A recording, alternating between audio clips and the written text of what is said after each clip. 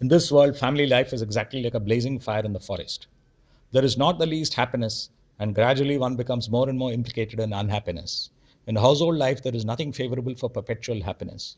Being implicated in home life, the conditioned soul is burned by the fire of lamentation. Sometimes he condemns himself as being very unfortunate, and sometimes he claims that he suffers because he performed no pious activities in his previous life. So, this verse, this comment by Jadabharata, has implications both for devotees who want their children to get married, and for children who are not yet married, and for devotees in general who are living in household life. It is this, that we enter into household life, or we want our children to enter into household life for two reasons. One is material, one is spiritual. The material reason is that in household life, the boy or the girl will have a place, an ashrama, where he can have sense gratification and be protected. The husband is protected by the wife's chastity. The husband's chastity is protected by the wife's chastity. The wife is protected by the husband, and both of them protect the children. And in this way, this is considered as a fort in which one can get happiness in spite of all the problems in the outside world.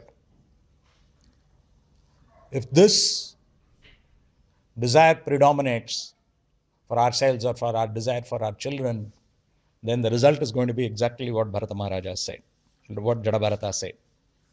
That actually family life is like a blazing fire in the forest. So sometimes it may look very nice, but at other times a blazing fire will affect. And as Kali Yuga is going on, the next generation is going to have a worse time than the current generation.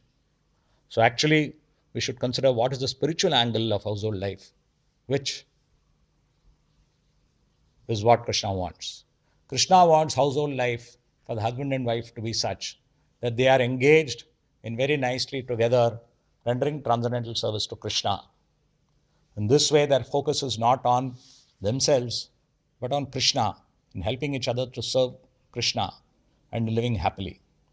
And secondly, to bring forth as many children as possible, to give an ashrama to as many children as possible, devotees, people who have to take another birth, but who are qualified now to go back home, back to Godhead in this lifetime.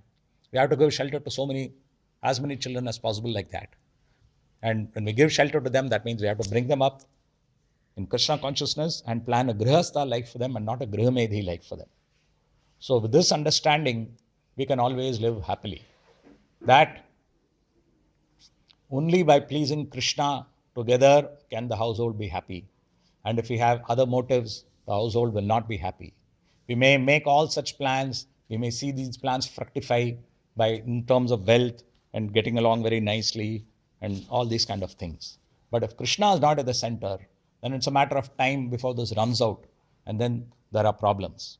There could be problems which the grihasthas face among themselves or from their family members, in-laws, or from their own children. That in spite of everything being wonderful, their children grow up and give them problems. Anything, somehow or the other, there will be problems.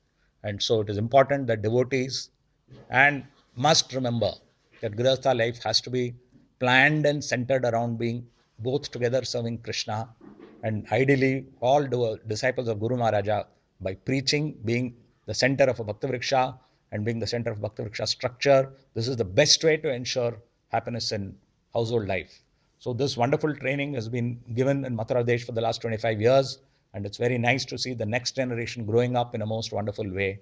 We must make sure that we don't deviate the next generation by pointing them towards material life as a main goal, but we give them a proper balance so that first priority is spiritual life and then material life. You work hard for material life after fulfilling spiritual life, and all the results will come. The results will come whether you like it or not. And this will happen if you are serving Krishna. And this is the lesson which Jadabharata is giving us. Hare Krishna.